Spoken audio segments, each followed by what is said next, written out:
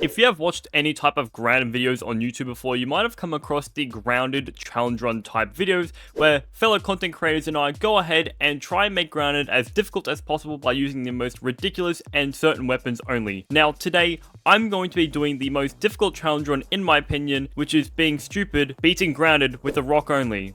To answer the question, can you be grounded only using rocks as your weapon? And as I peer into this puddle, I find the rock, the strongest weapon I'm able to use during this run. And now if you'd like some extra context or some extra rules, I am in fact allowing myself to use some tools to go ahead and collect resources to progress the story and also to get some of the boss summonable items and to craft them. I'm also allowing myself to use any type of armor set, any smoothie buffs, and any pet so I can just have the most DPS with this measly rock as a weapon. Now with that out of the way, let's jump straight back into the run. I find a research station, and in the resource analyzer I analyze sap, the pebblets I found, and also sprigs, so I can go ahead and craft some of the basic items needed to survive. While exploring the yard and getting some more resources, I found this weevil stuck inside this mushroom and decided to hit him, and he just disappeared into thin air. I don't know where he went. He went and ascended into the mushroom gods or something. He just disappeared. I don't know where he went. Shortly after that, I made some crude rope, which I would then use to craft the pebble axe and also the torch so I can see in the dark, and then I used my pebble and went around and crushed as many weevils as I possibly could, as I need their weevil meat to make the weevil shield,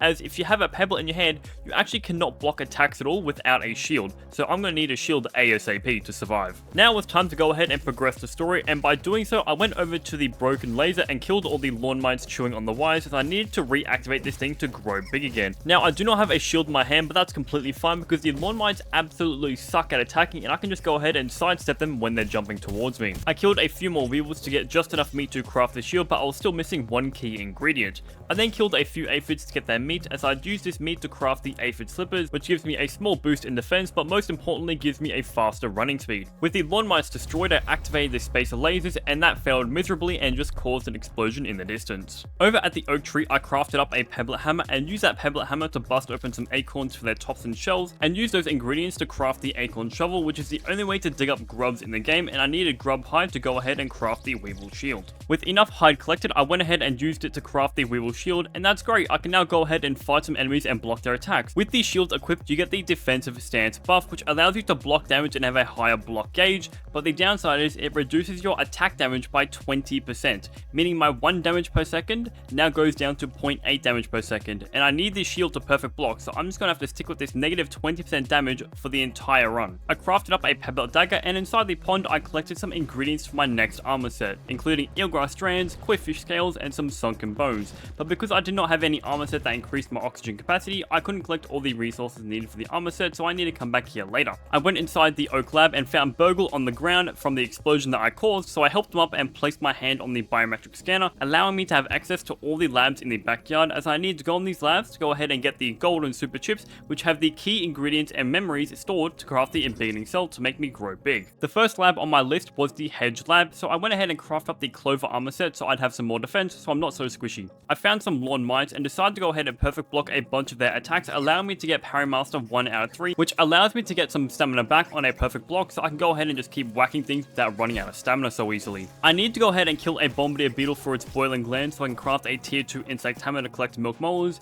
And this is where the challenge run finally set in, where I was like, this is going to take forever, as this one bombardier beetle kill took me 3.5 minutes, but thankfully it was worth it as I got my single boiling gland. I discovered the 4-leaf clover, which gave me the mutation coup de grace, which at tier 1 gives me a 2.5% crit chance, and hey, even though it's a small percentage chance, any damage buff is going to help me here. Inside of the hedge, I chopped up a bunch of berries into berry chunks, and then I needed to turn these berry chunks into berry leather, which is another ingredient needed for the tier 2 insect hammer. All I needed now was 4 stink bug parts. Now, instead of me going ahead and taking 15 minutes to kill a stink bug, I decided to go the easier route and breaking a bunch of web sacks, as web sacks have a chance to drop some stink bug parts, but after breaking over 30 web sacks, I was so unlucky I only got 2 stink bug parts, so I needed 2 more to craft the tier 2 insect hammer. With how unlucky my RNG was, I decided to skip out on the web sacks for now and decided to focus on the hedge lab, and inside the storage room I found some silk rope and some upgrade resources. Deeper in the lab I found all of the parted pieces and also found my very first milk molar. These are used to upgrade your characters, such as maximum HP, maximum stamina, your healing percentage, and also your active max mutations. The more milk molars you collect, the more powerful you get.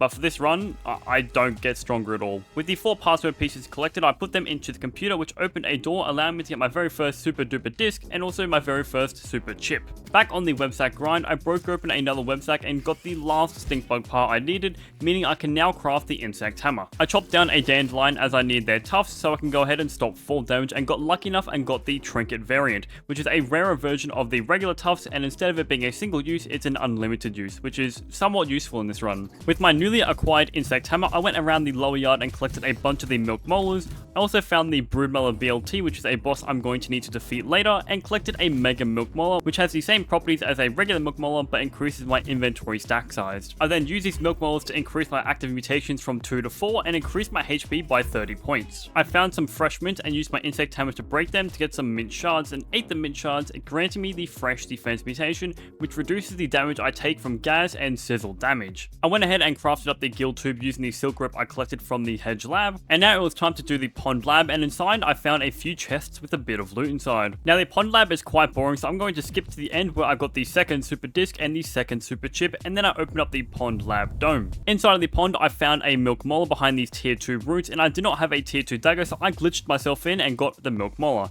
The only downside is I was now stuck in there for eternity, so my dead bones are stuck here forever. Over near the oak lab, I set up my base on top of this stump here, and I just wanted to make it so I can get rid of all this inventory space because my backpack was always full and I just wanted it to be clear. I crafted up the koi armor set, which gives me the dazzling riposte step bonus, which means after every perfect block I do to an enemy, it reduces their defense by 20%. Now, if I rock this with the shield, I pretty much just cancel them both out. I then went ahead and upgraded my chest piece and my helmet to level 5 and my leggings to level 4, so I have some bit more defense and more durability. Next up was the haze lab, and inside I got these 2 infected weevils to blast open the doors for me. Usually you would need to craft a bomb, but this is just a free easy cheat way to get in. Inside the lab, the next super chip is guarded by the very first boss of the game, you might say, the infected ladybug. Now this is where I'm going to finally see how bad my damage output really is. And after whacking the infected ladybug a few times and seeing my damage output with the reduced defense, I was sitting here and contemplating my life choices here. And I kid you not, this entire boss fight, just killing the infected ladybug alone, took me roughly 11 minutes. Even with this entire set bonus, I thought I was really strong and like powerful, but no, a 12-minute boss fight for the first boss fight is insane. And after the 12-minute timer came, the infected ladybug went down, but it was not over yet as I need to put my hand on the biometric scanner, and if I take any ounce of damage, it resets the timer completely, and I need to put my hand on the scanner for 10 seconds.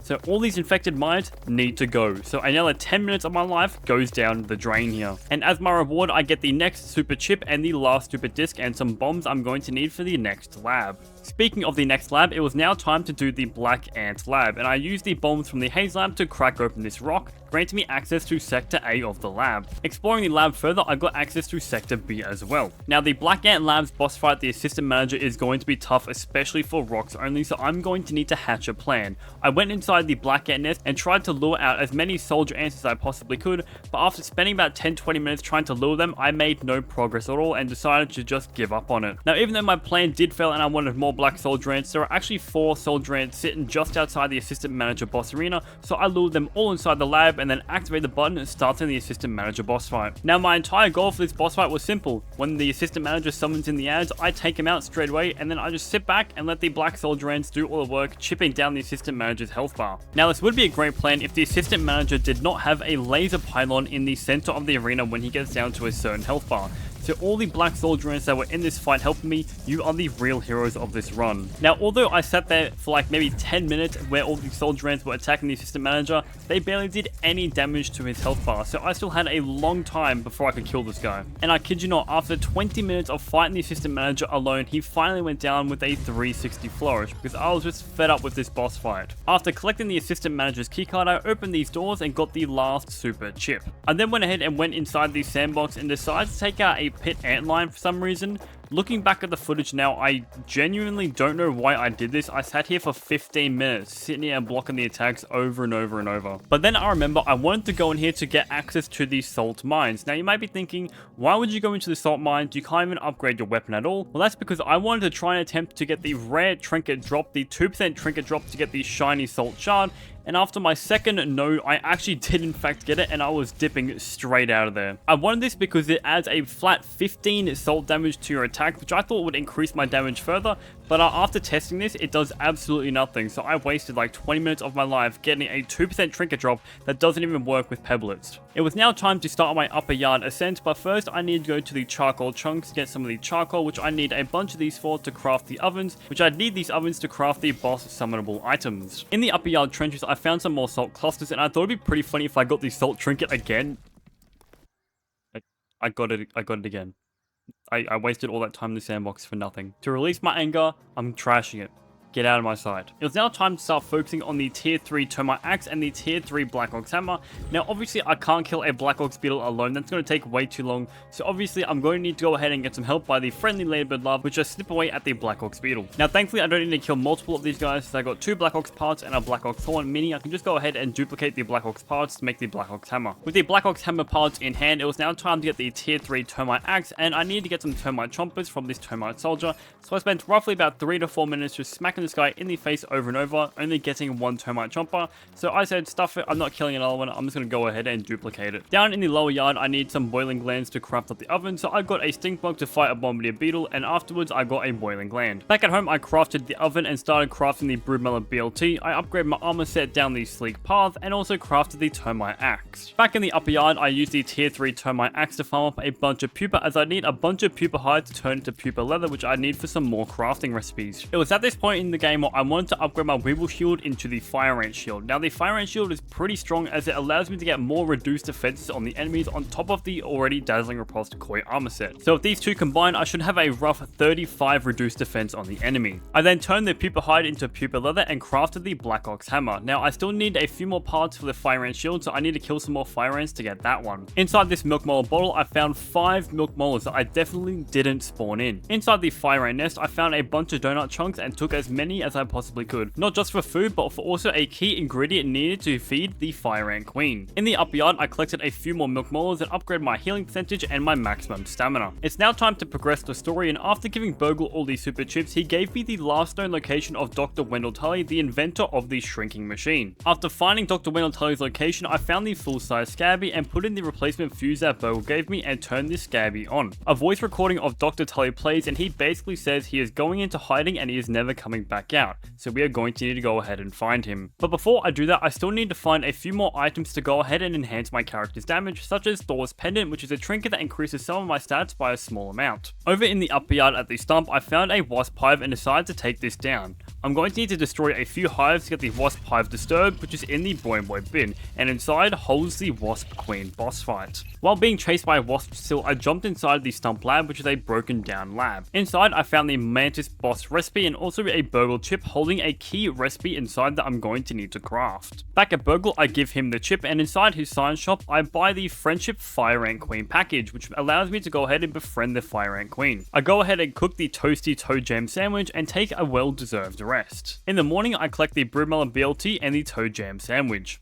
In the fire ant nest, I go ahead and go to the fire ant queen and give her the sandwich. As a reward of her friendship, she gives me a fire ant pet. With this pet equipped, it automatically gives me a plus 25% damage boost to all my attacks. So I'm getting plus 25% more damage on my rock hits, which is insane. Being her friend, I'm now able to get her ant queen offerings, and this actually gives me some fire ant eggs, which actually gave me the idea of summoning an army to help me fight a boss. But before we did that, I had just enough fire ant parts to craft the fire ant shield, increasing my damage even further. And that boss is going to be the hedge broodmiller, so I laid the eggs in the middle of the arena and waited quite some time for them to hatch. Once they did, it's time to summon in the boss. Now, to be completely honest, I've never used a pebblet to verse the hedge broodmiller before, so I had no idea how this was going to be. But my main priority, just like the assistant manager, was let all the fire ants take the aggro and deal damage to the hedge broodmiller, and after they die, I go in and start slamming her with my rock. Eventually, after the second phase hit, all of the ants succumbed to the poison, so it was just me and the broodmiller now. Now, the rest of the boss fight was not that difficult, as I know how to perfect block all the hedge broodmiller's attacks, and when she summoned in the spiderlings and all beaver juniors, I'd focus the ads instead of her. Now, this boss fight roughly took me around about 35 to 40 minutes just to take her out once, and finishing her off, I threw a rock straight at her head, taking her out. With the boss defeated, it was now time to loot her, and I got 3 broodmother chunks, the worst drop possible. I needed at least 5 to create the Mantis boss recipe,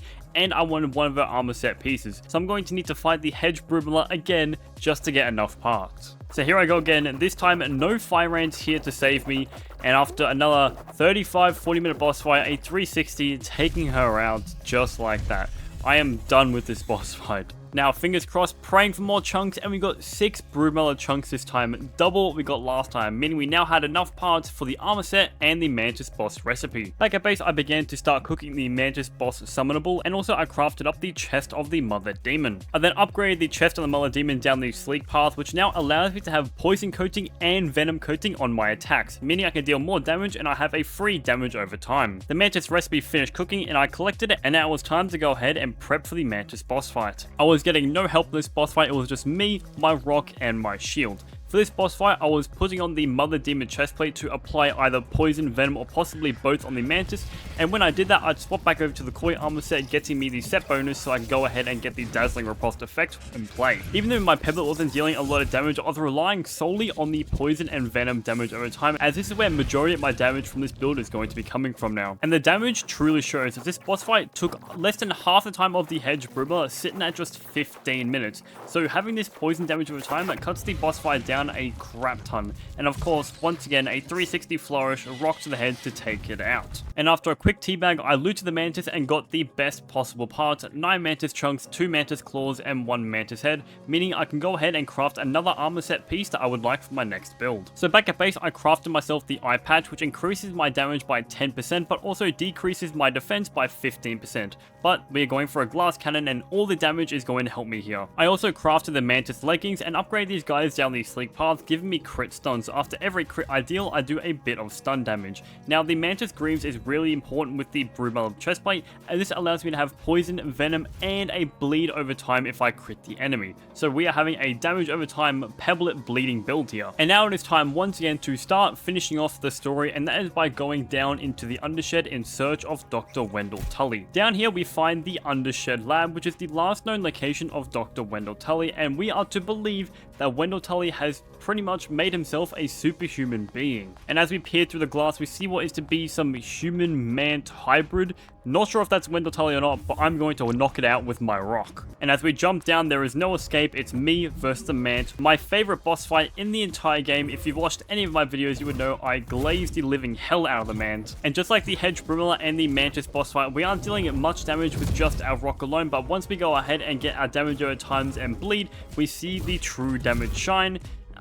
The damage isn't the best, but for this build, it's the best we can possibly do. And about a 10-15 minute fight, fighting the man and the soldier ants inside the arena. A last rock throw, nope, the poison killed him. After killing the Mant, we get the Mysterious Stranger mutation, which isn't the best mutation, but it allows us to summon our own Mant to fight for us, which can be quite helpful in some of the boss fights. And as we are about to exit the lab, we put our hand on the biometric scanner to find no one other than Dr. Wendell Tully himself in the saggy old little guy flesh. With Dr. Wendell Tully rescued, we are now heading into the endgame, and I go ahead and take out my final Wasp Hive, granting us into the Boring Boy bin by disturbing the Wasp Hive. But before we go into the Boring Boy bin and take on the Wasp Queen, I need to take out another boss inside of Moldor Castle, Director Schmecter.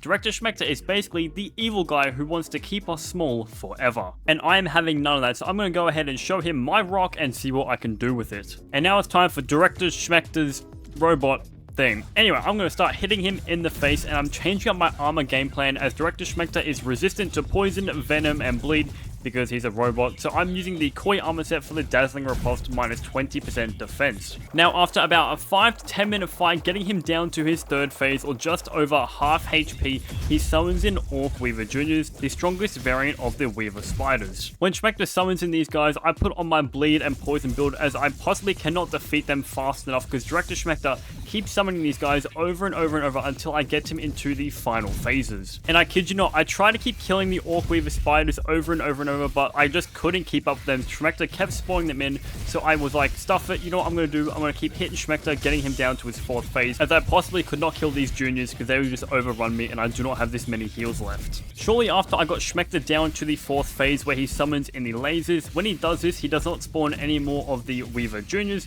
so I can finally just drop aggro of Schmecter and start hitting the spiders over and over until I take them all out.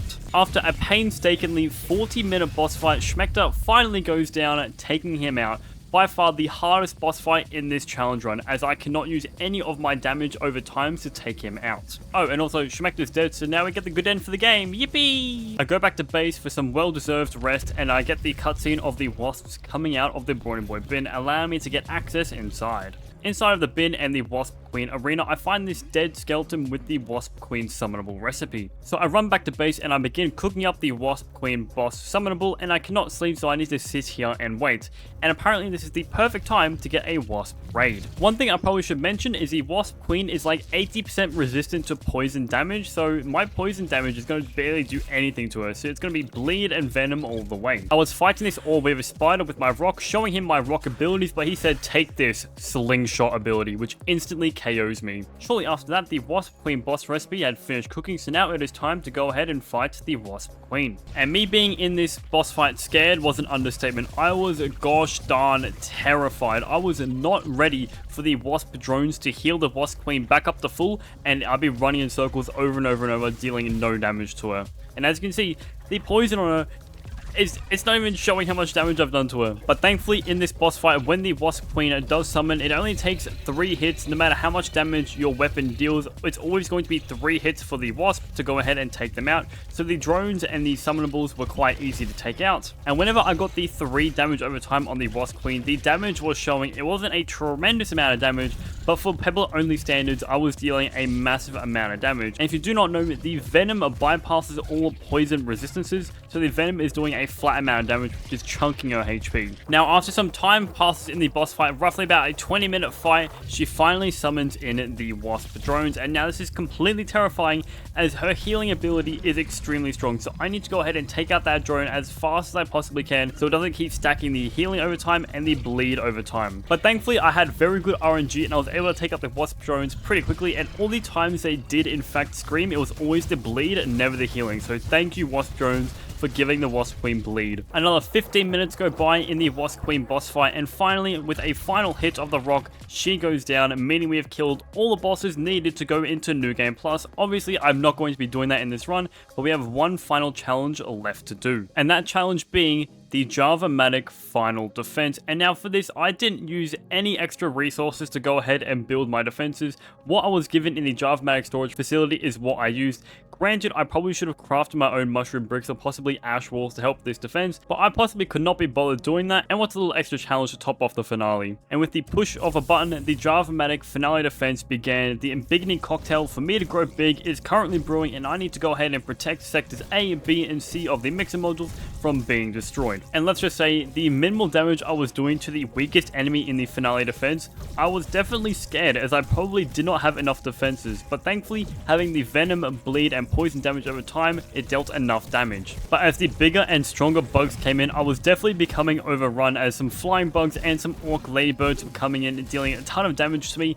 All I was focusing on was perfect blocking the attacks, getting the bleed on them, getting the poison on them, getting the venom on them to go ahead and just wait them out, because my rock was not killing them anytime soon. But eventually, near the end of the defense, my damage could not kill all the bugs fast enough, and my mixer A, B, and C were just about to break, and I was not completing this at all. So what I did, I reset and I went again. On the second attempt, I added no extra defenses. I just changed up my game plan by just chucking on the Mum Jeans mutation, which allows me to summon in my own spiderlings to hopefully deal more damage than my rock hits, and to also, most importantly, tank a bunch of the aggro from the bugs. And this strategy, even though it's a singular mutation, actually it did work, and of course I got some really good RNG with my poison, venom, and bleed on majority of the enemies, and they died super quick. And even though I had some very good RNG in the beginning, near the end I was starting to get overrun, and I was about to finish the brewing, but Mixer A was on a quarter of a HP, so I just need to go ahead and tank a bunch of the enemies, hitting them in the face, just dropping the aggro from the mixer so they do not break it, because I do not want to do this finale defense again, man. My plan really wasn't working. The bugs were still attacking the mixer, even though I was putting in the aggro. It was looking like it was going to be another defeat until I got the cutscene